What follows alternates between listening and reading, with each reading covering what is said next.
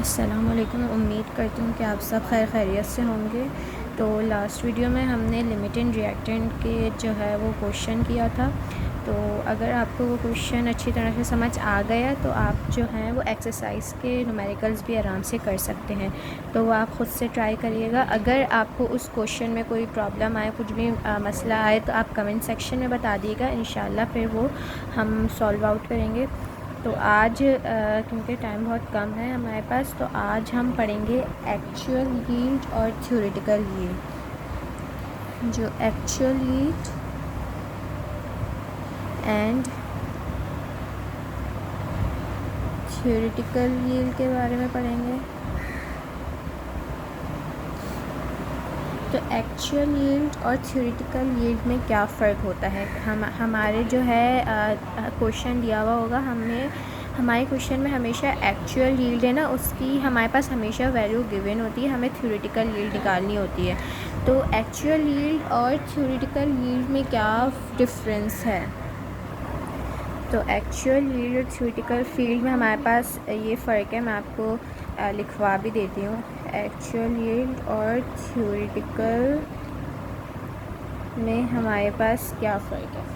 Actual yield में हमारे पास जो है क्या होता है, परफॉर्म हमारे पास एक्सपेरिमेंट जो हम लैब में परफॉर्म करते हैं एक्सपेरिमेंट, उससे हम कहते हैं एक्चुअल यील्ड, यानी performed experiment and then find product. तो एक्चुअल यूज में हमारे पास क्या होता है, performed experiment and find the product, यानी हमने जो है रिएक्टेंट्स जो हैं हमने वो लिए और हमने लैब में उसका एक्सपेरिमेंट किया, उसको लैब में परफॉर्म किया, और जब उसके बाद हमारे पास फाइनल प्रोडक्ट जो आएगा उससे हम कहते हैं एक्चुअल यील्ड। अब थ्योरेटिकल यील्ड किसे कहते हैं? जो हम कैलकुलेट करते हैं, कैलकुलेट यानी जो हम कॉपी वगैरह में कैलकुलेशंस करते हैं, पेपर पे कैलकुलेशन करते हैं, उससे हम कहते हैं थ्योरेटिकल यील्ड। तो एक्चुअल यील्ड जो है एक छोटी सी स्टेटमेंट है कि actual yield is less than theoretical yield.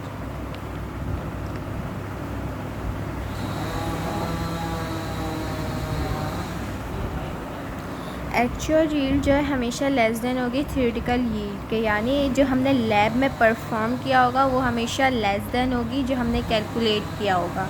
तो अभी और हमेशा हमारे पास ये भी लिखना है, actual yield value is always given. तो ये थोड़ा सा क्वेश्चन है, पहले थोड़ा समझने का था ताकि हम क्वेश्चन जो है फिर आराम से जो है वो सॉल्व कर सकें। तो अब हम क्वेश्चन करेंगे इसका एक। तो ये हमारे पास एक क्वेश्चन है, what will be the percentage yield of AgCl when 30.5 grams of AgNO3 was allowed to react with NaCl. The amount of AgCl obtained experimentally was 5.05 grams. तो हम इक्वेशन में हम पहले क्या करते हैं, जो हमारे पास अमाउंट गिवन होती है हम वो लिख लेते हैं। तो हमारे पास जो है AgNO3 की अमाउंट जो है वो गिवन है, जो कि 30.5, और हमारे पास AgCl की अमाउंट गिवन है जो कि हमारे पास है AgCl 5.05। तो पहले हम जो है वो बना लेते हैं डेटा। हमें मालूम क्या करना है, what will be the percentage yield. Percentage yield जो है वो हमें मालूम करनी है। उसके बाद हमें मास दिया हुआ है, मास ऑफ AgNO3 जो कि है 30.5। उसके बाद हमें जो है वो एक्चुअल यील्ड हमारे पास हमेशा प्रोडक्ट होता है। जब भी आपको प्रोडक्ट की तरफ से, मतलब आपको इक्वेशन तो दी हुई होगी, आप क्वेश्चन में से देखना है कि प्रोडक्ट की तरफ आपके पास क्या वैल्यू दी हुई है। जो भी आपको प्रोडक्ट की तरफ जो भी वैल्यू दी हुई होगी वो हमेशा आपकी एक्चुअल यील्ड होगी। तो प्रोडक्ट की हमारे पास अभी है 5.05, तो ये हमारे पास होगी एक्चुअल यील्ड। तो हम इसको ऐसे करके लिखेंगे, एक्चुअल यील्ड हमारे पास है 5.05, हमेशा हमारे पास प्रोडक्ट होता है। इसके बाद हम जो है वो मोल्स निकालेंगे। किसके मोल्स निकालेंगे? इसको हम जब हम परसेंटेज यील्ड का फार्मूला अप्लाई करेंगे, इस वाली वैल्यू को हम जब लेंगे, इसको अभी हम भूल रहे हैं, सही है। अभी समझिए इससे हमारा कोई लेना देना नहीं है, अभी हम इसको ले रहे हैं, सही है। इसके हमें निकालने हैं मोल्स का हमारे पास फार्मूला होता है मास अपॉन मोलर मास। तो मास हमारे पास, मोलर मास हमारे पास, इसका आई थिंक आंसर आएगा 0.182। इसको कैलकुलेट करिएगा, मास डालिएगा इसका 20.5, मोलर मास किसका डालेंगे आप? AgNO3 का मोलर मास डालेंगे, इनको डिवाइड करेंगे तो आपके पास ये मोल्स आ जाएंगे।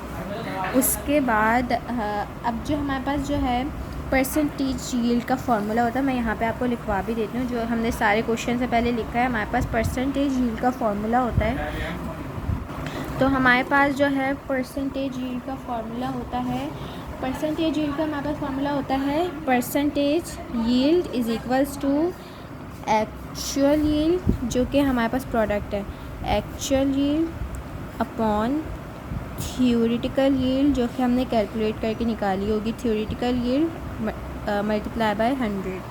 ये हमारे पास फार्मूला है। अब हम इस फार्मूले को यहाँ पर रखेंगे, percentage yield is equals to actual yield upon theoretical yield और मल्टीप्लाई बाय 100। तो अब जो हमारे पास प्रोडक्ट की एक्चुअल यील्ड थी 5.05, अब हम इसको यूज़ करेंगे, एक्चुअल यील्ड की जगह डालेंगे 5.05 अपॉन थ्योरेटिकल यील्ड हमारे पास क्या आई है? थ्योरेटिकल यील्ड, हाँ एक मिनट, पहले हमें इससे पहले हमें मास का भी निकालना है, सॉरी मैं भूल गई थी।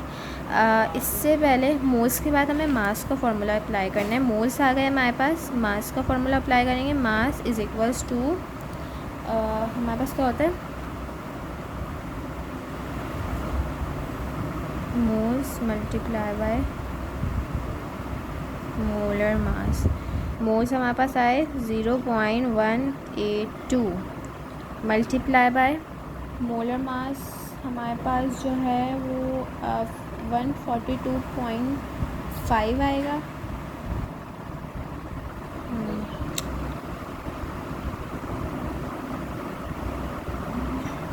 मोलर मास हमें AgCl का निकालना है, इज़ इक्वल्स टू, उसके बाद इसका हमारे पास आया है 25.935। इन दोनों को मल्टीप्लाई किया, हमारे पास ये आ गई, ये हमारे पास आया है थ्योरेटिकल यील्ड। अब जो ये हमारे पास अमाउंट आई है, जो वैल्यू आई है, इसको हम यहाँ रखेंगे थ्योरेटिकल यील्ड की जगह, जो कि है हमारे पास 25.935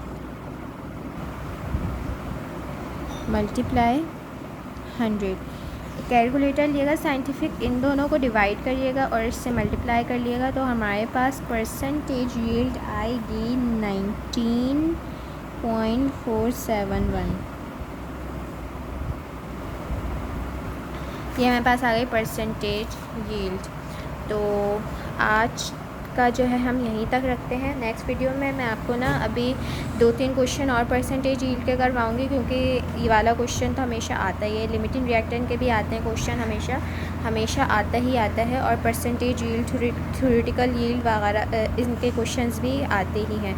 तो नेक्स्ट वीडियो में मैं आपको 3-4 क्वेश्चंस की और प्रैक्टिस कराऊंगी अच्छी तरह से, ताकि इसकी हमारी प्रैक्टिस अच्छी तरह से हो जाए, और अगर क्वेश्चन में आए, और बाकी अगर मैं जो अपनी तरफ से क्वेश्चंस की प्रैक्टिस करवाती हूँ, ताकि फिर बुक के न्यूमेरिकल्स आप ख़ुद सॉल्व करें, और अगर उसमें कोई प्रॉब्लम है तो आप कमेंट सेक्शन में बता सकते हैं। वैसे आप कोशिश करें कि आप बुक के क्वेश्चन खुद सॉल्व करें, क्योंकि यहाँ पे ना मैं हर टाइप के क्वेश्चन आपको सॉल्व करवा देती हूँ अपनी तरफ से।